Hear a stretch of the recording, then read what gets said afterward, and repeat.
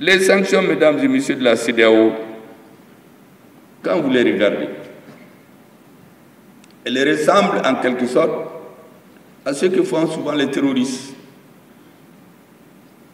Quand ils viennent dans une localité, qu'est-ce qu'ils font? On fait un embargo, pas de nourriture, pas de médicaments, et on tue les populations. Mais l'embargo contre le Niger, c'est quoi? Pas de nourriture, pas de médicaments, mourir.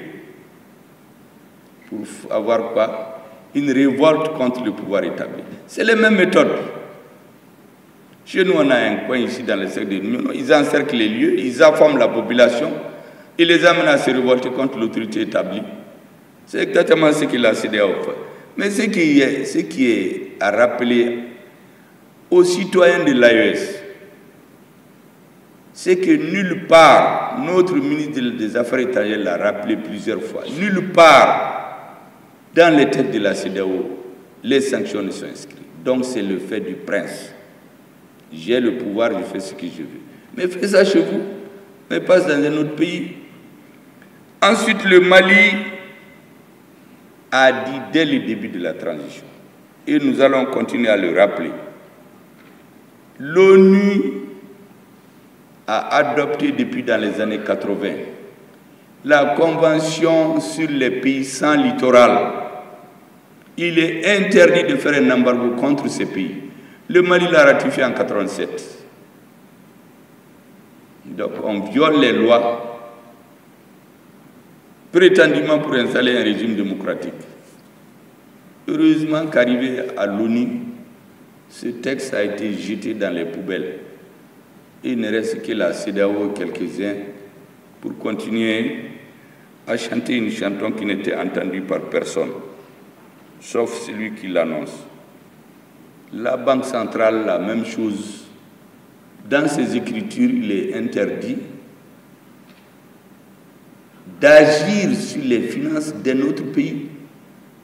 Mais ces messieurs, à cause du fait du prince, informent les populations, les encerclent comme les terroristes, coupent la monnaie et finalement, ils violent la loi. Le Mali a attaqué cette loi devant la commission de l'UEMOA, cette décision. La commission de justice, la cour de justice, disons, de l'UEMOA, a donné raison au Mali. Mais ces messieurs qui disent qu'ils veulent construire un état de droit ont refusé d'appliquer les textes édictés par la haute juridiction. Et cela ne leur a pas suffi.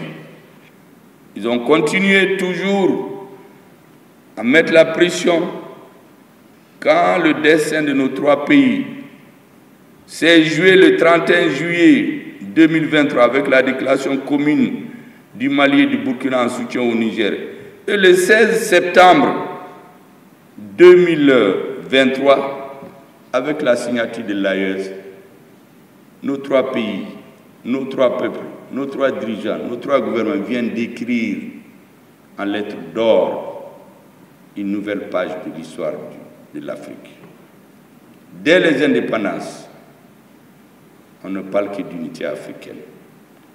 Cette fois-ci, ce n'est pas qu'on a parlé, mais on l'a fait. D'habitude, on dit, mais on ne fait pas.